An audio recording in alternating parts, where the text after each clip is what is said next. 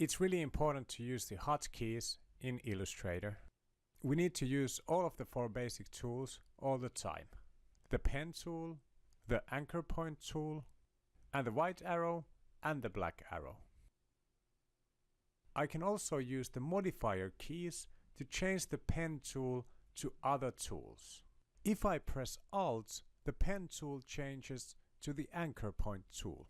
And if I press Ctrl, the pen tool changes into the arrow tool. When I release the modifier key, the pen tool is back again. So Alt for anchor point tool and Ctrl for selection tool. The newest Illustrator versions always change the pen tool to the direct selection tool. In older versions, Ctrl changes the pen tool to the selection tool that was last active. This far I have created the forms with a polygon technique, but there is a way to use the pen tool so that it creates the anchor points and drags the handles immediately.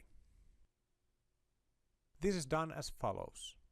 When I click with the pen tool, I get an anchor point without handles.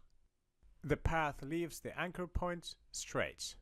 I can create an anchor point and have the handles immediately by dragging. The point where I started the drag, I created the anchor point. When I continue dragging, I immediately drag the handle out from that point.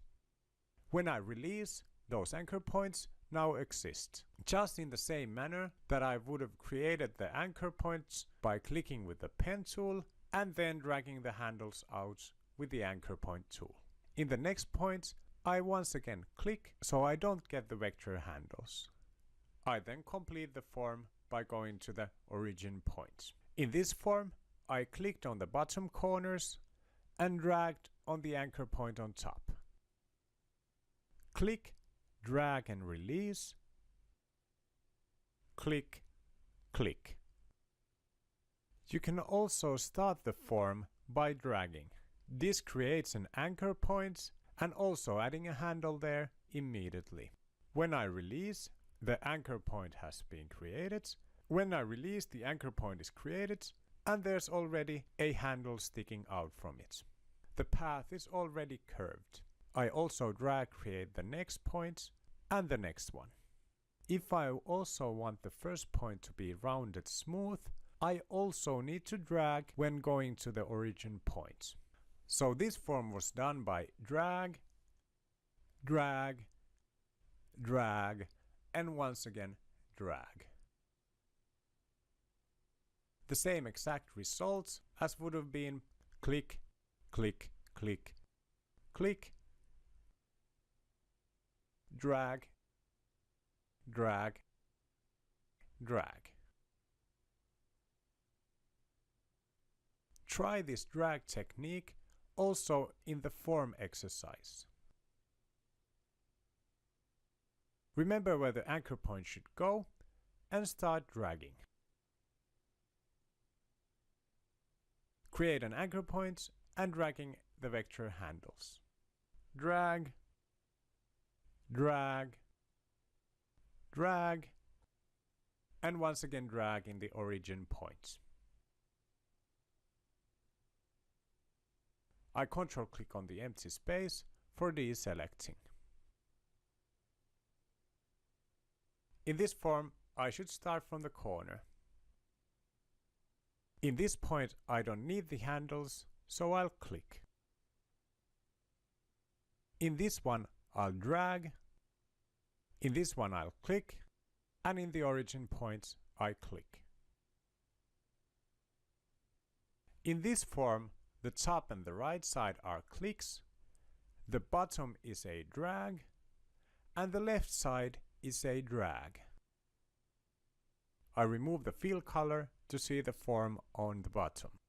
In the left points, I dragged and got the anchor point I wanted towards the bottom. But I wouldn't like to keep the anchor point sticking upwards. I would like the path to run straight to the origin points. I want to remove the handle sticking up.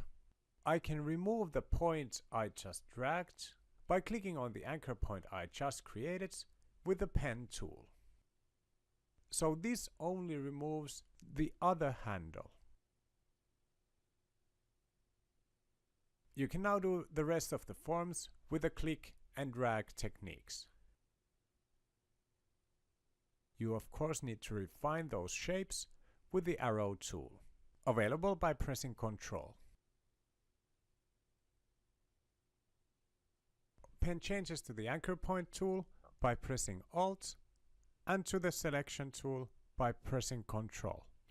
Anchor point without vector handles is done by clicking, with vector handles by dragging.